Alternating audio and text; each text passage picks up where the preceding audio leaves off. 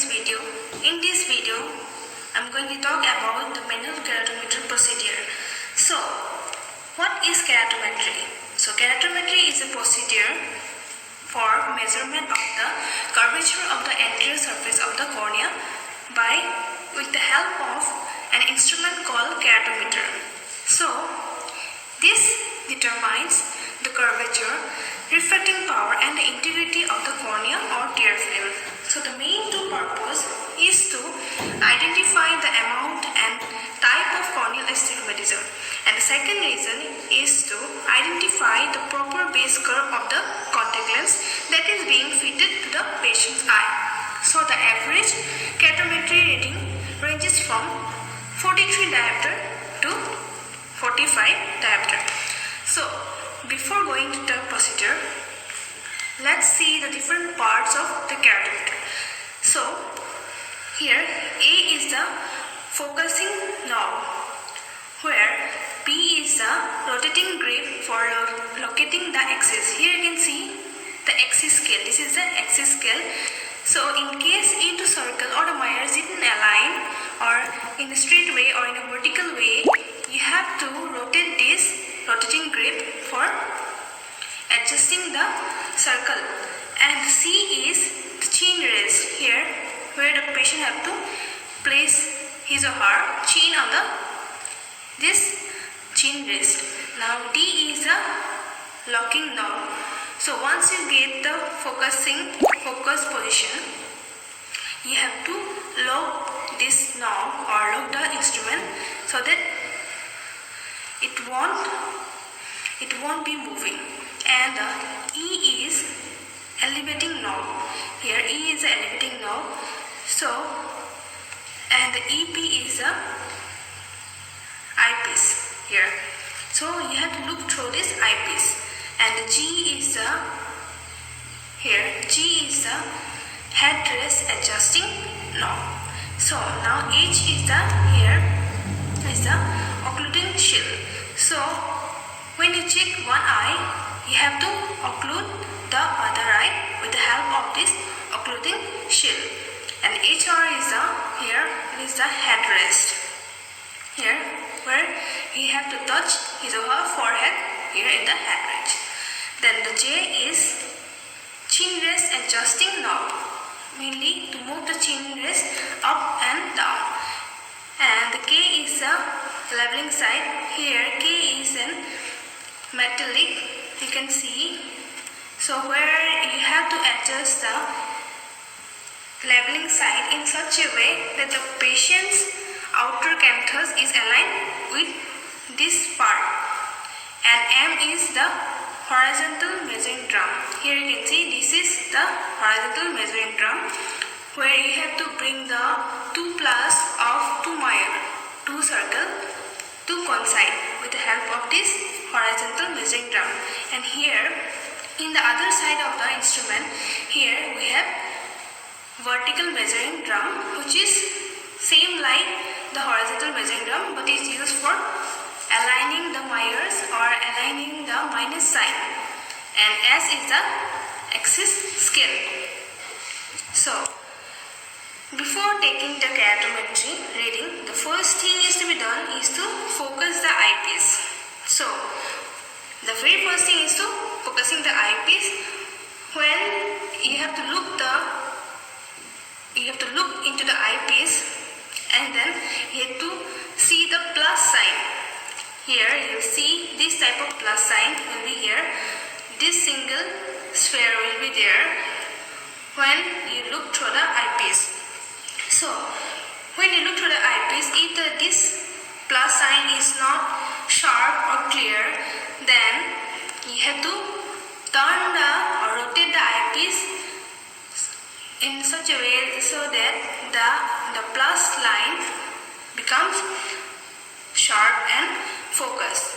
Now after doing this, you have to on the instrument and then ask the patient to place his or her chin on the chin rest. Then you can turn the chin rest knob here,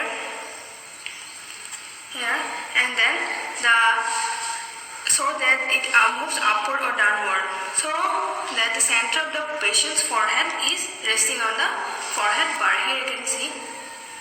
After the patient is aligned comfortably, move the chin rest elevation knob up or down so that the alignment marker is aligned with the patient's outer canthus. Here you can see this is the alignment marker, and you can see the right eye here. This is the right eye of the patient where it is aligned with the outer canthus of the patient's eye. So once this is done, you have to occlude the other eye. Now turn the patient to point directly at the eye when measured. So here you can see. Now if you look from the side, you will see a bright circular ring. Here you can see in the patient's eye. So if this ring is not in the center, you have to adjust the elevation knob so that this circle comes into the center of the patient's eye. Once the correct position has been established, instruct the patient to fix it on the green light which is seen inside the instrument. So when you look into the eyepiece, you will see a mirror. Here you can see this type of mirror will be seen, but it is not focused, it is blurred. So if the target mirror is blurred, turn the focusing knob to clear the image. You have to make these three circles as sharp. So the black plus line, here you can see the black plus sign should be in the bottom right hand of the circle, and this circle is known as the focusing circle.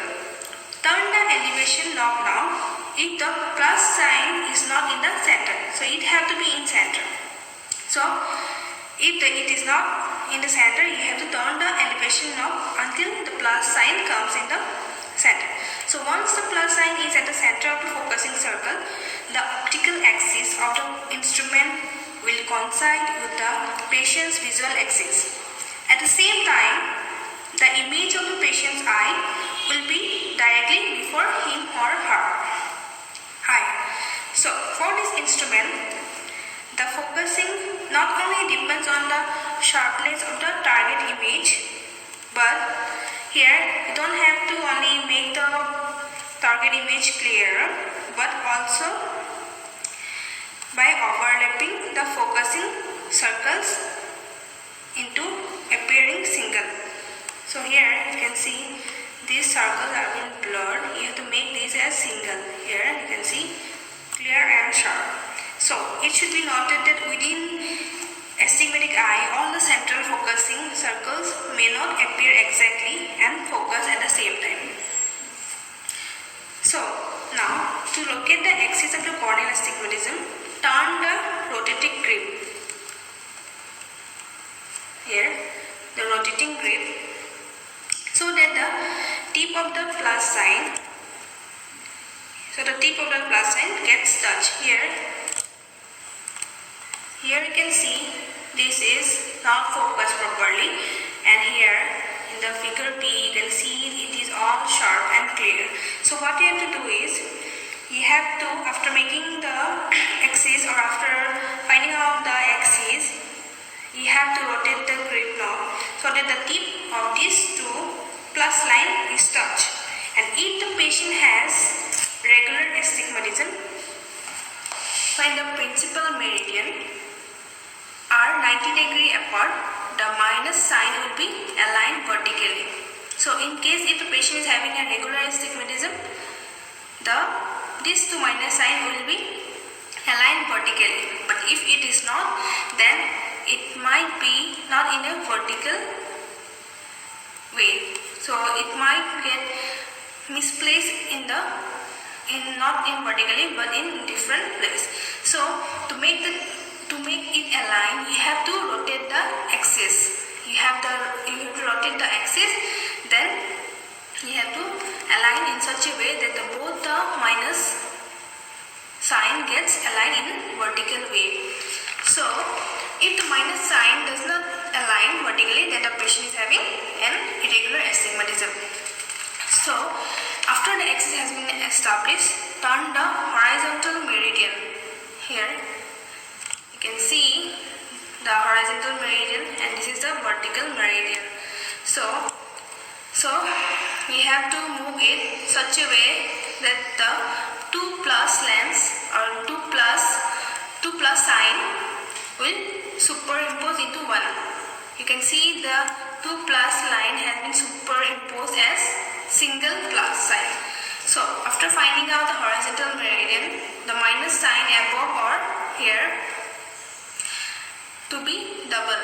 Here you can see the 2 minus sign, and they might be made single by rotating the focusing knob, or not by focusing knob but by the vertical meridian, until the 2 minus sign are superimposed. Here you can see the final image will be like this figure D. Here you can see the 2 plus line has been superimposed as 1, and the 2 minus sign has been superimposed as 1 minus sign. So the scale of horizontal measuring drum indicates the dioptric power of the cornea along the horizontal meridian. Here you can see, here you can see, okay, here, and the meridian indicator on the axis scale. Here you can see the white lines where horizontal, here you can see the horizontal 0 to 180 degree axis falls plus or minus 20 degree around 180 degree, and the scale of the vertical meridian here measuring drum indicates the dioptric power of the cornea along the vertical meridian, and the meridian indicators on the axis here you can see it is 90 degree vertical are white lines. Here you can see the white lines where vertical axis falls plus or minus 20 degree around 90 degree. So this will be the final image. So this should be the final focus mirror, and please remember that after focusing or after superimposing the plus sign, don't touch the horizontal measuring drum, and then proceed with the vertical measuring drum to superimpose the minus sign. Now, to find out the result, you have to note down the K reading as, in case in K1 will be the flattest corneal curvature, which gives the lowest value, and K2 is the steepest corneal curvature, which is the highest value. So in this, just as an example, we got K1 reading 43 diopter 180 degree and 44.5 diopter at 90 degree. So this is the reading of one eye. So here you can see the 43 is the lowest and 44.5 is the highest. So you've seen the K1 is the flattest and K2 is the steepest. And here you can see the both axes are 90 degree apart. So it is then with the rule regular astigmatism. So now I'll find out what if it is with the rule or against the rule. So to find out the corneal astigmatism, we have to subtract the two values. So 44.5 minus 43 equals to 1.50 diopter with the rule astigmatism. So why it is with the rule astigmatism? Because in case of with the rule astigmatism, steepest curvature should be in the vertical meridian, and in case of against the rule, steepest curvature is to be in the horizontal meridian. So here you can see the highest value is in the vertical meridian. Here you can see the highest value is in the vertical meridian, 90 degree